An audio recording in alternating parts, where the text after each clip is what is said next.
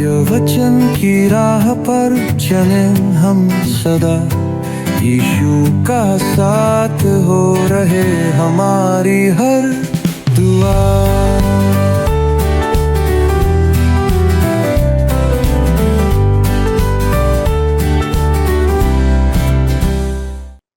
मित्रों, मैं आप सभी दर्शकों को सत्यवचन टीम की ओर से 78वें स्वतंत्रता दिवस की हार्दिक शुभकामनाएं देती हूं। आज का दिन हम भारतवासियों के लिए गर्व, सम्मान और देशभक्ति का प्रतीक है। 15 अगस्त 1947 को हमारा देश अंग्रेजी हुकूमत से आजाद हुआ और इसी दिन हमने स्वतंत्र भारत के रूप में एक नए युग की शुरुआत की। यह सत्य है कि स्वतंत्रता के लिए बलिदान की आवश्यकता होती है। आज हम 78वां स्वतंत्रता दिवस मना रहे हैं, लेकिन आज भी बहुतों का जीवन पाप की गुलामी में है और स्वतंत्रता की आशा में है। तो आइए हम जकरिया की पुस्तक से एक बहुत ही प्रेरणादायक और भविष्यदर्शी खंड पर विचार करेंगे। इस खंड में हम देखेंगे कि परमेश्वर अपने लोगों से अद्भुत वायदे करता है, फिर पुरखे और पुरनिया यरूशलेम की गलियों में बैठेंगे और लड़के और लड़कियां गलियों में खेलते होंगे। यह केवल एक सुंदर दृश्य नहीं है, बल्कि यह परमेश्वर के उस हृदय को प्रकट करता है जो अपने लोगों के लिए पुनर्निर्माण और शांति चाहता है। परमेश्वर यह भी कहता है कि बीज सफल होंगे, अंगूर की बेल फल देगी और भूमि अपनी उपज देगी। तो आइए हम इस महान आश्वासन के पीछे छिपी सच्चाई और संदेश को परमेश्वर के दास के द्वारा समझें। प्रिय मित्रों, आप सभी को हमारे प्रभु यीशु मसीह के पवित्र और सामर्थी नाम में प्रेम भरा नमस्कार। एक बार पुनः मैं आप सभी का स्वागत करता हूं और मुझे आशा है कि आज का दिन भी आप परमेश्वर के अनुग्रह से आशीष के साथ बने हुए हैं।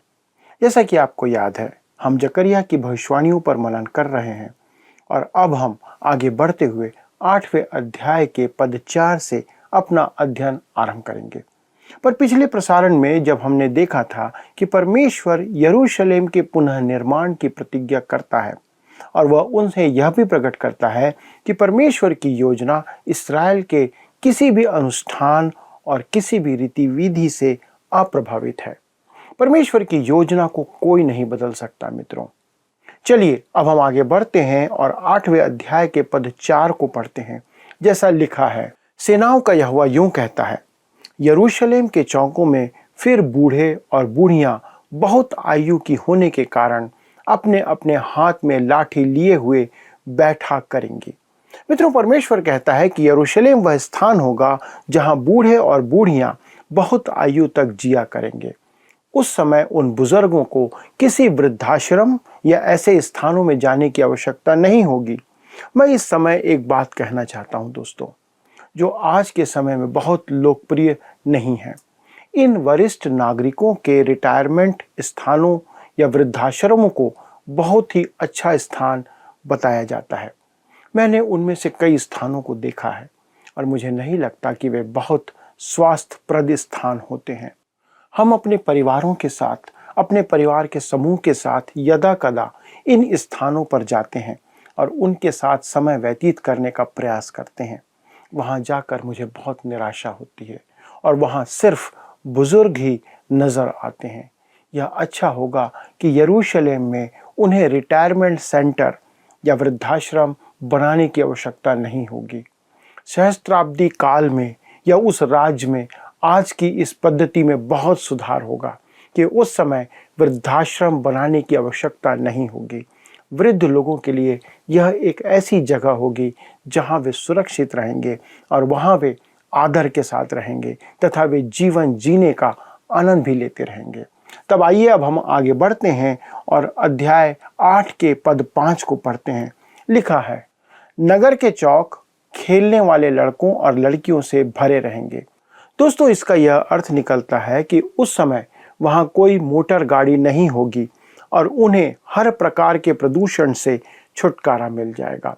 उस समय यरूशलेम के रास्तों पर किसी प्रकार की कोई गाड़ी नहीं होगी और वह स्थान लड़के और लड़कियों के लिए खेलने का मैदान होगा।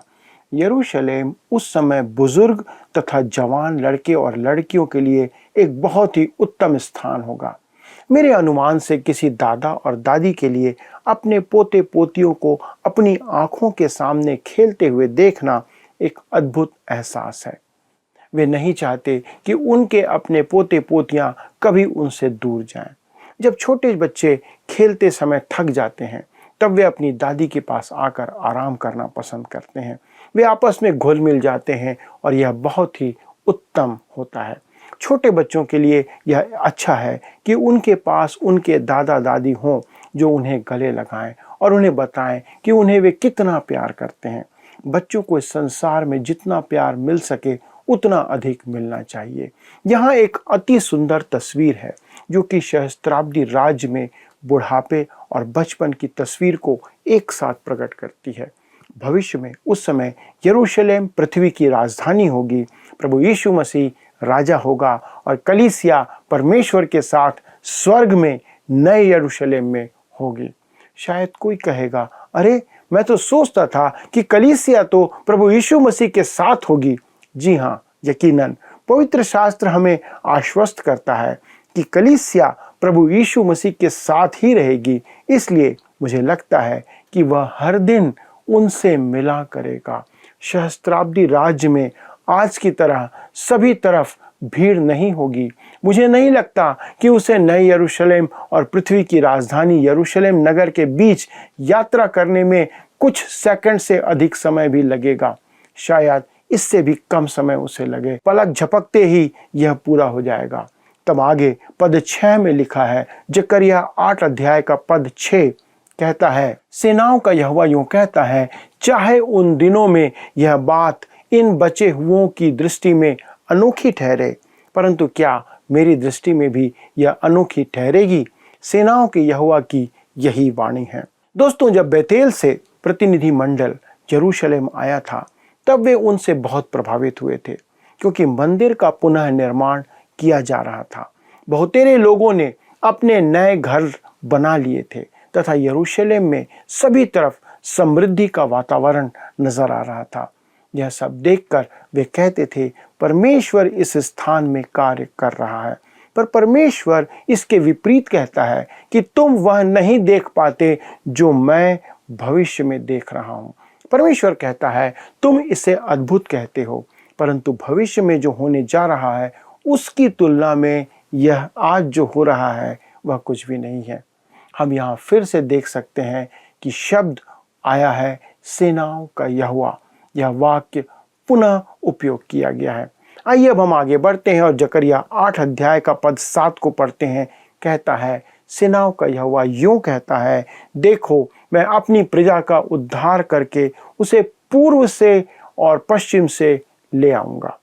यहाँ एक बात बहुत ही दिलचस्प है जो पढ़ने को मिलती है। लिखा है, दोस्तों, पूर्व वह क्षेत्र है जहां से वे बचे हुए लोग वापस लौट कर आए थे, परंतु वे लोग आज भी मन से वहां लौट रहे हैं और हम जान सकते हैं कि अब भी बहुत से यहूदी उन स्थानों में निवास कर रहे हैं। परमेश्वर कहता है कि मैं अपने लोगों को पूर्व से और पश्चिम से ले आऊंगा। पर यहाँ पश्चिम का देश कौन सा है दोस्तों? यह पूरा पश्चिम का क्षेत्र है जिसमें अमेरिका, ब्रिटेन और सभी पश्चिमी देश शामिल हैं। एक दिन सारे यहूदी इन सभी देशों को छोड़कर अपने देश यरूशलेम को वापस लौट आएंगे। परमेश्वर अपने सभी लोगों को उस दिन यरूशलेम में इकट्ठा करेगा। परमेश्वर जकरिया के दिनों में अपने लोगों से कहता है, लिखा है, यदि तुम बचे हुए जो लोग लौट आए हैं सोचते हो कि यह उत्तम है, तो विचार करो कि भविष्य का वह दिन कैसा होगा जब सारे यहूदी संपूर्ण संसार से अपने देश इस्राएल में लौटकर वापस आएंगे। आइए अब हम आगे बढ़ते हैं और पद 8 को पढ़ते हैं जो कि जकरिया 8वें अध्याय का है। लिखा है, और मैं उन्हें ले आकर यरूशलेम के बीच में बसाऊंगा और वे मेरी प्रजा ठहरेंगे और मैं उनका परमेश्वर ठहरूंगा। यह तो सच्चाई और धर्म के साथ होगा। मित्रों, इस पद से आज हम एक बात समझ सकते हैं कि आज वे उसके लोग पूर्ण रीति से नहीं हैं। इस बात पर कोई मुझसे पूछ सकता है, क्या आप विश्वास करते हैं कि यहूदी परमेश्वर की चुनी हुई प्रजा है? पर यदि मैं कहूं कि नहीं, वे आज नहीं हैं, तो शायद आप चौंक जाएंगे। दोस्तों, आज परमेश्वर की चुनी हुई प्रजा उसकी कलीसिया है, उसका चर्च है, विश्वासी हैं, आप हैं, मैं हूं। आप परमेश्वर की चुनी हुई प्रजा हैं। जैसा पहला पत्रस 2 अध्याय के 9 पद में लिखा हुआ है, कहता है, पर तुम एक चुना हुआ वंश, राजपदधारी, याजकों का समाज और पवित्र लोग और परमेश्वर की निज प्रजा हो, इसलिए कि जिसने तुम्हें अंधकार में से अपनी अद्भुत ज्योति में बुलाया है, उसके गुण प्रकट करो। दोस्तों, यहाँ पतरस किसके विषय में कह रहा है? कलीसिया के, जो विश्वासियों का समूह है, जिसमें आज यहूदी और अन्य जाति दोनों शामिल हैं, जिन्हें मसीह यीशु के लहू के द्वारा दाम देकर खरीद लिया गया है, मोल लिया गया है और मसीह में एक बना दिया गया है। आज यदि कोई भाईचारा या भ्रातृ समाज इस संसार में है और पाया जा सकता है, तो वह केवल प्रभु यीशु मसीह की कलीसिया में हो सकता है। पर एक दिन या उस दिन यह कलीसिया इस पृथ्वी से उठा ली जाएगी और तब परमेश्वर अपने चुने हुए लोग यहूदियों को उनके अपने देश इस्राएल में पुनः स्थापित करेगा। हमने जकरिया के दर्शन में पहले ही देख लिया है कि परमेश्वर अपने लोगों को शुद्ध करेगा। उन्हें भी उसी प्रकार का शुद्धिकरण चाहिए जैसा आज कलीसिया में किया जाता है। कलीसिया मसीह के लहू से खरीदी गई है, उसके लहू से धोई गई है। पर ऐसा क्यों? क्योंकि हम पापी हैं। हम पाप से शुद्ध किए गए पापी हैं। हम धोए गए हैं, पर आज भी हम पापी ही हैं। पर किसी दिन भविष्य में मैं पवित्र संत बनाया जाऊंगा। आज मैं सिर्फ नाम का ही एक संत हूं, पर मेरा जीवन एक संत के समान नहीं है। मुझे बस एक उपाधि दी गई है, पर एक दिन मैं मसीह के समान बना दिया जाऊंगा और वह एक अद्भुत और अलौकिक दिन होगा। इस्राएल के लोग भी परिवर्तित हो जाएंगे। परमेश्वर कहता है, तब वे मेरे लोग होंगे। पर दोस्तों, कब? उस दिन जब वे यरूशलेम को वापस आएंगे। आज वे यरूशलेम के नगर में नहीं हैं। आज आप जाकर वहां देख सकते हैं कि यरूशलेम नगर पर अरब के लोगों का कब्जा है। वे ही वहां पर आज वास कर रहे हैं। और जैसा लिखा है, और मैं उनका परमेश्वर ठहरूंगा। यह तो सच्चाई और धर्म के साथ होगा। आज वे सच्चाई से वहां वापस नहीं आए हैं। आज भी वे प्रभु यीशु मसीह को अपना मसीह नहीं मानते हैं और ना ही उन्होंने आज उसे अपना मसीह ग्रहण किया है। आश्चर्य की बात तो यह है कि आज उस देश में परमेश्वर का नाम बहुत कम लिया जाता है। उनके अगुए परमेश्वर से अधिक स्वयं पर भरोसा रखते हैं। अरब के लोग सब काम अल्लाह के नाम से करते हैं और उनका नाम लेने में वे कभी नहीं शर्माते। पर इस्राएल के लोग तो आज परमेश्वर का नाम भी नहीं लेते हैं। यद्यपि प्रभु राज्य के समय परमेश्वर ही उनका सच्चाई और धार्मिकता ठहरेगा। धार्मिकता का अर्थ है कि सारी बातें उनके जीवन में सही होंगी। तब पद 9 से 19 में हम आगे बढ़ते हुए देखेंगे कि आने वाले महिमामय भविष्य के संदर्भ में परमेश्वर अपेक्षा करता है कि बेबीलोन से आया हुआ प्रतिनिधि मंडल हागै और जकरिया भविष्यवक्ता की बातें सुने और माने। इन लोगों को आज्ञा पालन का भी ध्यान रखना था, बस इसलिए कि वे पिछले समूह के साथ नहीं लौटे थे। इसका मतलब यह नहीं कि वे आज्ञा पालन करने से उन्हें छूट दे दी जाएगी। उन्हें हग्गै और जकरिया के द्वारा यह सलाह दी गई कि परमेश्वर की आज्ञा पालन करना उन्हें होगा। अब आइए हम पद 9 को पढ़ते हैं। जकरिया 8 के 9 में लिखा है, तुम इन दिनों में ये वचन उन भविष्यवक्ताओं के मुख से सुनते हो जो सेनाओं के यहोवा के भवन की नींव डालने के समय अर्थात मंदिर के बनने के समय में थे। जैसा हम जानते हैं दोस्तों कि वे भविष्यवक्ता हग्गै और जकरिया हैं। वे ही हैं जो इस्राएल के लोगों को मंदिर बनाने के लिए प्रोत्साहित कर रहे थे। वे आने वाले इस प्रतिनिधि मंडल के लोगों को भी मंदिर निर्माण कार्य में सहायता करने के लिए उत्साहित कर रहे थे और उन्होंने ऐसा ही किया। तब हम आगे बढ़ते हैं और पद 10 में पढ़ते हैं। जकरिया 8 का 10 लिखा है, उन दिनों के पहले ना तो मनुष्य की मजदूरी मिलती थी और न पशु का भाड़ा। वरन सताने वालों के कारण ना तो आने वाले को चैन मिलता था और न जाने वाले को, क्योंकि मैं सब मनुष्यों से एक दूसरे पर चढ़ाई कराता था। कहता है, उन दिनों के पहले ना तो मनुष्य की मजदूरी मिलती थी और न पशु का भाड़ा।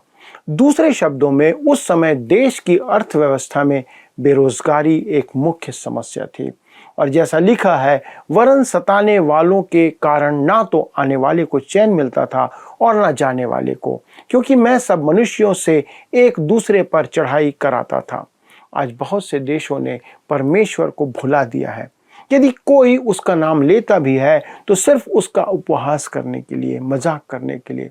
मनुष्यों ने परमेश्वर को अपने जीवन से बाहर कर दिया है और उसके बाद वे आश्चर्य करते हैं कि उनके जीवन में समस्याएं क्यों आ रही हैं। आज हमारा मानव समाज विभिन्न समूहों में बटा हुआ है। न केवल नस्लीय विभाजन है, बल्कि सामाजिक विभाजन है, आर्थिक विभाजन है, भौगोलिक विभाजन है। ऐसा कभी नहीं हुआ जब किसी ने कहा हो, आइए एक राष्ट्र के रूप में एक साथ हम खड़े हो जाएं। दोस्तों, आइए हम एक व्यक्ति के रूप में ऐसा करें। हमें अपने नेताओं से इस तरह की बातें बहुत सुनने को मिलती हैं। वे हमें इस समूह और उस समूह को समायोजित करने के लिए प्रोत्साहित करते हैं, पर फिर भी हम एक दूसरे से दूर होते जा रहे हैं। आप जानते हैं ऐसा क्यों हो रहा है? क्योंकि हमने परमेश्वर को अपने जीवन से बाहर निकाल दिया है। परमेश्वर ने इस्राएल से कहा था, तुम्हारे बीच में शांति नहीं है और तुम आपस में बटे हुए हो। निश्चित रूप से हमारे मध्य में अनेक प्रकार के विभाजन हैं जो एक प्रकार से युद्ध की स्थिति को प्रकट करता है। एक तरफ अशांति और हिंसा व्याप्त है। हर एक आने वाला नया राजनेता सोचता है कि उसके पास इसका समाधान है, परंतु समस्या कुछ इस प्रकार की है कि किसी के पास इसका समाधान नहीं है और ना ही मेरे पास इस समस्या का कोई हल है। परंतु परमेश्वर का वचन यशाया 57 अध्याय 21 पद में कहता है, दुष्टों के लिए शांति नहीं है, मेरे परमेश्वर का यही वचन है। दोस्तों, इस समस्या का उत्तर है कि हमें परमेश्वर के पास वापस लौट आने की आवश्यकता है। परमेश्वर की तरफ मुड़ जाना ही इसका हल है। तब आइए आगे बढ़ें। पद 11 को पढ़ें। लिखा है, परंतु अब मैं इस प्रजा के बचे हुओं से ऐसा बर्ताव ना करूंगा जैसा कि पहले के दिनों में करता था। सेनाओं के यहोवा की यही वाणी है। परमेश्वर कहता है कि जिस परिस्थिति में तुम हो उसमें मैं तुम्हें आशीष देने का इरादा नहीं रखता हूं, और ना ही जैसे तुम पहले थे जब मैंने तुम्हें बंधुआई में भेजा था, लेकिन भविष्य में मैं तुम्हें आशीष देने जा रहा हूं। तब जकरिया 8 उसके 12 पद में लिखा है, क्योंकि अब शांति के समय की उपज अर्थात दाखलता फला करेगी, पृथ्वी अपनी उपज उपजाया करेगी और आकाश से ओस गिरा करेगी, क्योंकि मैं अपनी इस प्रजा के बचे हुओं को इन सब का अधिकारी कर दूंगा। परमेश्वर ने उस राष्ट्र को कुछ समय के लिए समृद्धि प्रदान की थी, यद्यपि उनके ऊपर महान दंड भी आया जब उन्होंने मसीह का तिरस्कार किया और रोमी प्रधान तीतुस ने पूरे यरूशलेम को ध्वंस कर दिया, जिस कारण सारे यहूदी रोमी साम्राज्य में विस्थापित होकर बिखर गए। परमेश्वर के वचन के अनुसार उस विघटन और विस्थापन के बाद से वे फिर कभी लौट कर नहीं आए। मित्रों, यही सच्चाई है जो परमेश्वर का वचन प्रस्तुत करता है। आने वाले समय में परमेश्वर के वचन के अनुसार वे पुनः अपने देश में स्थापित किए जाएंगे। वर्तमान समय का स्थापन कार्य वह नहीं है जिसके बारे में ये बाइबल कहती है, पर यह बात तो निश्चित है कि परमेश्वर अपने कार्य को आगे बढ़ा रहा है। आप और मैं संसार की बदलती हुई परिस्थितियां आज देख सकते हैं। मित्रों, हमारे लिए सिर्फ परमेश्वर पर भरोसा रखकर विश्वास के साथ इंतजार करने के अलावा और कोई चारा नहीं है। इसलिए आइए हम धन्यवाद और प्रार्थना के साथ उसके सामने चलें। आइए प्रार्थना करें। स्वर्गीय पिता, हम धन्यवाद देते हैं प्रभु यीशु मसीह में होकर आपके प्रेम, दया और अनुग्रह के लिए कि प्रभु आपने अपने प्रेम को हम पर प्रभु यीशु मसीह में प्रकट किया। धन्यवाद देते हैं प्रभु इस अध्ययन के लिए जिसके द्वारा आपने हमें प्रोत्साहित किया कि हम आपके ऊपर विश्वास में दृढ़ बने रहें। प्रभु हमारे लिए, हमारे सारे दर्शकों के लिए यही विनती है कि हमारे जीवन में आपका धैर्य बना रहे। आज हम अनेक बातों को देखकर विचलित होते हैं, संसार की परिस्थितियों को देखकर विचलित होते हैं, हमारे जी में जी नहीं रह जाता, परंतु हम जानते हैं प्रभु कि आप इन सब का नियंत्रण अपने हाथ में रखे हुए हैं और हमारे लिए प्रभु आप उस कार्य को पूरा करने जा रहे हैं जो आप अपने वचन में कहते हैं। धन्यवाद देते हैं। प्रार्थना को सुनने के लिए विनती प्रभु यीशु क्रिस्ट के नाम से मांगते हैं, आमीन। प्रिय मित्रों, आपकी उपस्थिति के लिए बहुत बहुत धन्यवाद। अगले प्रसारण में इस अध्ययन को आगे बढ़ाएंगे। तब तक परमेश्वर के अनुग्रह में बने रहें, उसके साथ चलते रहें। प्रभु आपको आशीष दे। आइए अब हम प्रश्नों को देखें। पिछले प्रश्न का उत्तर है बी, कलीसिया। आज परमेश्वर केवल कलीसिया से व्यवहार कर रहा है। आज वह विश्वासियों की देह को कलीसिया में बाहर बुला रहा है। आज के अध्ययन पर आधारित प्रश्न है, आज परमेश्वर की चुनी हुई प्रजा कौन है? ए, इस्राएली, बी, यहूदी, सी, कलीसिया, डी, इनमें से कोई नहीं। मित्रों, इस प्रश्न का उत्तर हमें कल सुबह 6 बजे से पहले विकल्प ए, बी, सी या डी के साथ अपना नाम, पता, स्थान के साथ 9651433397 पर SMS या WhatsApp करें। मित्रों, आज के अध्ययन में हमने देखा कि परमेश्वर अतीत की पीड़ा और वर्तमान की असुरक्षा को बदलकर आशा और स्थिरता में बदल सकता है। जब लोग पहले डर और संकट में जी रहे थे, तब परमेश्वर ने वादा किया कि अब वे शांति, सुरक्षा और फलवंत जीवन का अनुभव करेंगे। यह खंड हमें यह विश्वास दिलाता है कि जब हम परमेश्वर की बात मानते हैं तो वो हमारी परिस्थितियों को बदल देता है, चाहे वे व्यक्तिगत हो, पारिवारिक हो या राष्ट्र की हो। मित्रों, हम आज के वचन से प्रेरणा लें और ना केवल परमेश्वर की आशीष की प्रतीक्षा करें, बल्कि विश्वास और आज्ञाकारिता से उसका स्वागत भी करें और पाप के बंधन से छुटकारा पाएं। आइए इस स्वतंत्रता दिवस पर हम सब ये संकल्प लें कि देश की अखंडता, एकता और प्रगति में अपना योगदान देंगे और अपने देश के लिए हर रोज, हर दिन प्रार्थना करेंगे। आप सभी को एक बार फिर स्वतंत्रता दिवस की हार्दिक शुभकामनाएं। इस अध्ययन को अगर मित्रों आप दोबारा सुनना या देखना चाहते हैं, हिचकिएगा मत, हमारे YouTube चैनल वर्ड रिसाउंड्स हिंदी में आप इसे दोबारा देख सकते हैं। अधिक जानकारी और प्रार्थना हेतु आप स्क्रीन पर आ रहे नंबर पर हमें संपर्क कीजिए। हमारे परामर्शदाता आपकी सहायता अवश्य करेंगे। नंबर है 9651433397। धन्यवाद। क्या आपको यह कार्यक्रम पसंद आया? अभी हमें एक मिस कॉल करें और आप अगले विजेता हो सकते हैं।